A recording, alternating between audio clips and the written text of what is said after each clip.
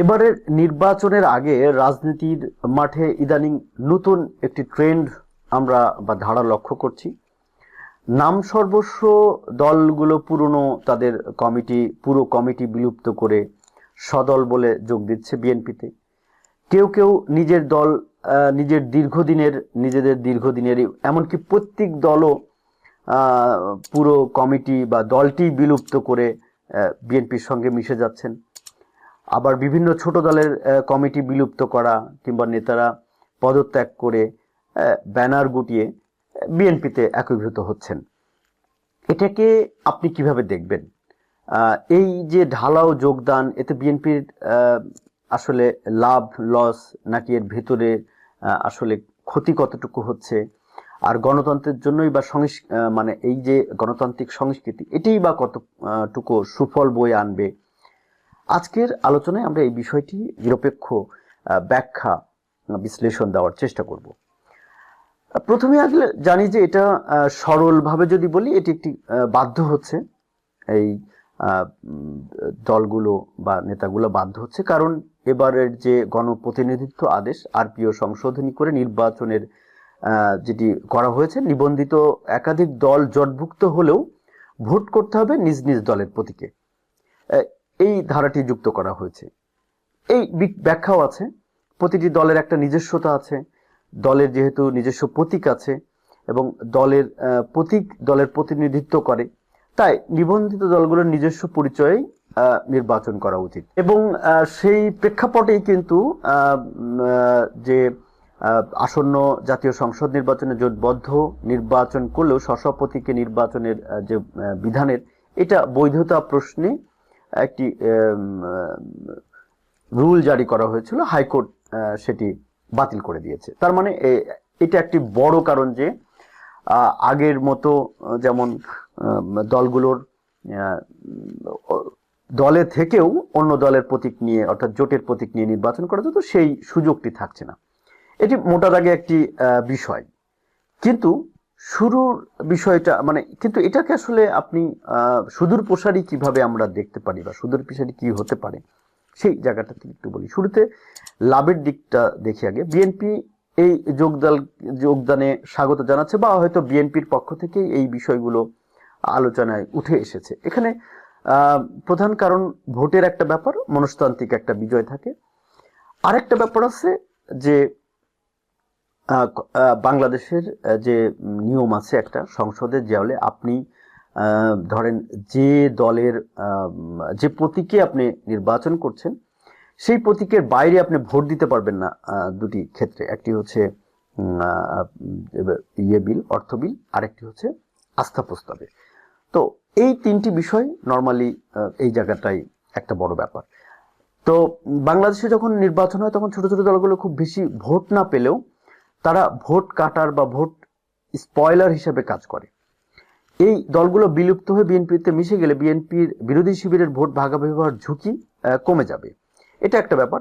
এটি বিএনপিকে একটি আমব্রেলা প্ল্যাটফর্ম বা একটি একক দল হিসেবে দাঁড় করাচ্ছে, সেটি একটি ব্যাপার। দ্বিতীয়ত, পারসেপশন যেটা বা ধারণা হয়, যে যখন মানুষ দেখে যে ডান বাম বামপন্থী বিভিন্ন দলের নেতারা বিএনপিতে ভিড়ছে, তখন সাধারণ মানুষের মনে হয় যে আগামীতে ক্ষমতা হয়তো এদিকেই যাচ্ছে। এই ধ্যান জ্ঞানের এটা একটা ইফেক্ট পড়ে, বিশেষ করে মানুষের স্রোতের অনুকূলে থাকার মানসিকতা একটা থাকে, সেটার একটা কাজ দিবে। আরেকটি হচ্ছে নিরাপত্তার বিষয়। বিশেষ করে ধরেন আপনি বিএনপির যেসব দল যোগ দিচ্ছে, তারা তাদের দলে তাদের প্রতীকে যদি নির্বাচিত হতো, নির্বাচনের পরে তারা কিন্তু আবার নেগোসিয়েশনের একটা সুযোগ পেত। কেমন?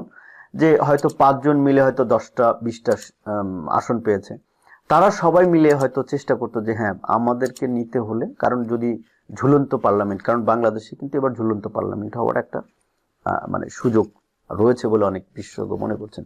সেক্ষেত্রে এই ভোটগুলাও, এই এমপিদের নিজ দলের প্রতীকে ভোটগুলাও কিন্তু একটা আবার কি বলে নেগোসিয়েশনের একটা জায়গা তৈরি করবে। পাশাপাশি যেটা হচ্ছে যে আসলে এই যে জিনিসটা, যে যেসব দল যুক্ত হচ্ছে তাদের আসলে দলীয় ব্যানার আছে, কিন্তু আসলে মাঠ পর্যায়ের কোনো ধরনের ভোট নাই, কিচ্ছু নাই, যার কারণে তারা এই যে যাচ্ছে, এইটা একটা বিষয়। তাহলে এখানে ক্ষতি বা শঙ্কার জায়গাগুলো কোথায় সেটা আমরা একটু দেখি। দেখেন, এই বিষয়টাই হচ্ছে যে প্রথম কথা হলো যে এখানে অনেকগুলো দল তারা নিজেরা যেমন বিলুপ্ত করে অন্য দলে যাচ্ছে, সেটি একটি ব্যাপার, এটা আবার সংকট তৈরি করবে পরে। তারপরে আরেকটি বিষয় হলো যে আপনি যে দলের ব্যানারে দলকে হয়তো কেউ কেউ দলকে রেখেই পদত্যাগ করে যাচ্ছেন, নৈতিকভাবেও কিন্তু পরবর্তীতে এক ধরনের সংকট তৈরি হবে। এটি একটি বড় জায়গা, এবং এই কথা কিন্তু মানে মানুষের মধ্যে অনেক দিন থেকে যাবে, যে কারণ একবার সংসদ সদস্য হয়ে গেলে এটা তো লিখিতভাবে থাকবে। তো এই জিনিসটা যখন থেকে যাবে যে আপনি দল বাতিল করে, দল রেখে পদত্যাগ করে অন্য জায়গায় গিয়েছেন, এটা কিন্তু একটা ইম্প্যাক্ট থাকবে। আচ্ছা, এটার পাশাপাশি আরেকটি যে সবচেয়ে বড় এই মুহূর্তের ঝুঁকি, সেটা হচ্ছে যে এই যোগদানের স্রোতে বিএনপির ক্ষতির ঝুঁকিও প্রবল আমরা দেখতে পাচ্ছি। সেটা কি? সবচেয়ে বড় সংকট যেটি মানে তৈরি হচ্ছে দলের চেন অফ কমান্ড বা সাংগঠনিক কাঠামোতে। গত 15-16 বছর ধরে বিএনপির তৃণমূলের যে নেতা কর্মীরা মামলা হামলা সহ্য করে জেল খেটে দলকে টিকিয়ে রেখেছেন, তাদের অবস্থার কি হবে? এবং তারা কিন্তু অনেকে এটার বিপক্ষে কাজ করছেন। মানে এতে করে ফাইনালি যেটা হবে যে দলের দুঃসময়ের পরীক্ষিত ত্যাগী নেতা কর্মীরা বঞ্চিত হবেন, এবং এই বঞ্চনা থেকে আপনার তীব্র আভ্যন্তরীণ কোন্দল বা ইন্টারনাল ফিউড তৈরি হবে। এবং রাজনৈতিক বিশ্লেষকরা একে বলছেন যে আপনার হাইব্রিডাইজেশন অফ পলিটিক্স। দলে অনেক আদর্শিক কর্মীদের চেয়ে সুবিধাবাদীদের সংখ্যা বেড়ে যাবে তখন। এবং আরেকটা বিষয় হচ্ছে যে আসনে ওই দলের এমপি হবেন, তারও এক ধরনের মোরাল আসলে ওই জায়গায় কাজ করার মতো খুব বেশি কিছু থাকবে না।